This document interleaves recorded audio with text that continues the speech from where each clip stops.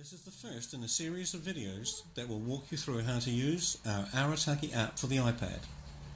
The app allows you to navigate your music files, select music for future or current listening sessions, and control your Plinius music system. First, getting started with the app. Having downloaded it from the App Store, you simply tap this Arataki icon and it presents you a screen similar to this. Tapping the display just here gives you some different views of the Arataki. This is designed to allow it to match your Plinius system. In this view, you can see a view of the albums of music stored on your server. Tapping this top bar shows up any other servers that might be on your network. You can see that this network has several devices and you can select any of them. We'll revert to using this one, which is a Toko server that comes already installed on a QNAS drive and it's regularly in use in our plant.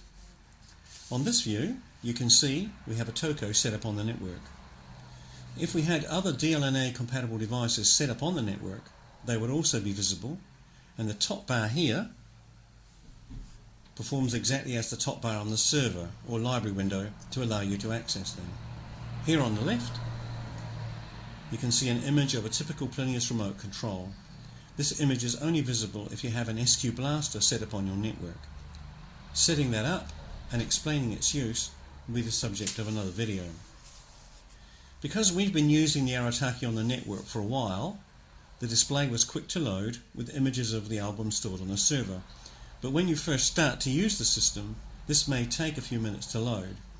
When you first start with the Arataki on your network, if you have a big library of music, it's best to leave it maybe 20 minutes to be sure everything is properly shaking hands before starting to use the system. After the first time, you will see the screen populate very quickly, as this one did when we started up. The Arataki version 1.4 can handle many tens of thousands of tracks when it's running on an iPad 3.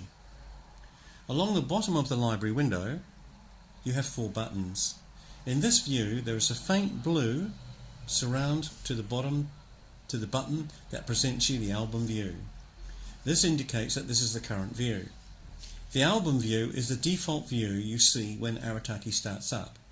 Down the right hand side of the viewing window, there is an alphabet, and pressing one of these letters takes you to the part of your library where your album's names start with the letter you have pressed. Here I've just pressed U, and you can see that Unplugged by Eric Clapton appears on the screen as one of the albums whose name starts with U.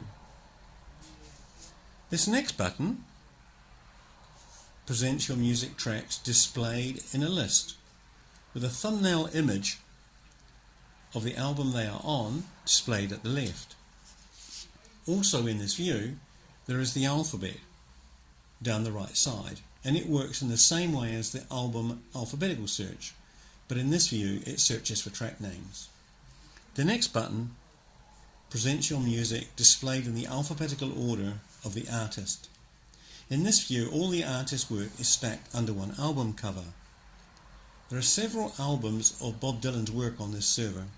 So, if we press B, and then we press the album that we can see that's a Bob Dylan album, stacked underneath that are all Bob Dylan's albums. And you can scroll through them like this. The final button on the library window presents a playlist view. We have a playlist stored in here just now, but we'll get to make a playlist in a later video. We'll now demonstrate how to select music and get it across to the Toko player. Let's say we want to play all the music in this Unplugged. We just flick it and it drops the whole album into the Toko window. It opens the album in that window and you can see all its tracks. Now, for example, if I don't like this track and I don't want to hear it, I can just flick it away. However, maybe we would like to hear a track from this album and we can either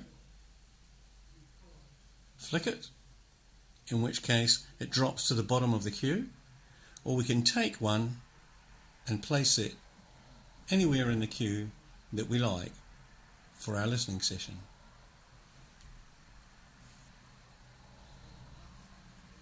In this video, we have covered what the Arataki looks like on startup and how to use the buttons on the library window. In the next one, we'll cover the buttons on the Toko player window and how they operate.